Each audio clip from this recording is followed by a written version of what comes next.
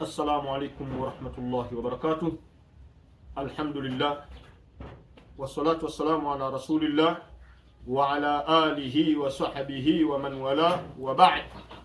Amma baada kumshukuru Allah subhanahu wa ta'ala na kumtakia rehma bwana mtume Muhammad sallallahu alayhi wasallam, yapasa kusema alhamdulillah.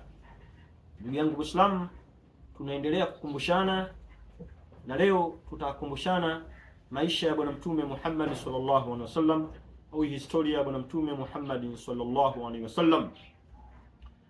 Ndugu yangu Muislamu, huwa watu wanasoma historia za watu maarufu duniani, watu mbalimbali. Kwa hiyo sisi tukisoma historia ya bwana mtume sallallahu alaihi wasallam, ni vyema sana Muislamu kaijua bwana mtume sallallahu alaihi wasallam amezaliwa wapi, bwana mtume sallallahu alaihi wasallam amegiwa utume na miaka mingapi, na mambo mbalimbali aliyokutana naye bwana mtume sallallahu alaihi wasallam tukayafahamu. Tutasoma historia hii katika Khulasatun Nurul Yaqini juzu ya kwanza. Sayyiduna Muhammad, bwana wetu Muhammad, wa Rasulullah, naye ni mtume wa Mwenyezi Mungu, ila nasi kafa, kwa watu wote. Wa akhirul anbiya, naye ndiye mwisho wa mitume. Wa imamur rusuli, naye mtume ndio imamu wa mitume, ndio kiongozi wa mitume. Jaa bidini alislami, amekuja na dini ya Uislamu.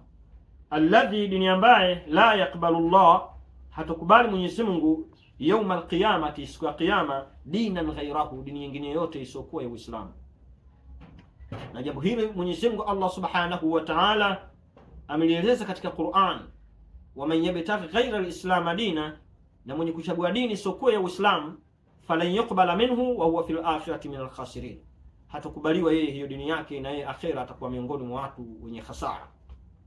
Wa huwa, na bwana mtume, min nasli sadati Quraish, anatokana na kizazi cha mabwana wa Quraish, ashrafu qabilati fi Makkah al-Mukarrama, fi Makkah al-Mukarrama, kabila tukufu sana katika Makkah tukufu.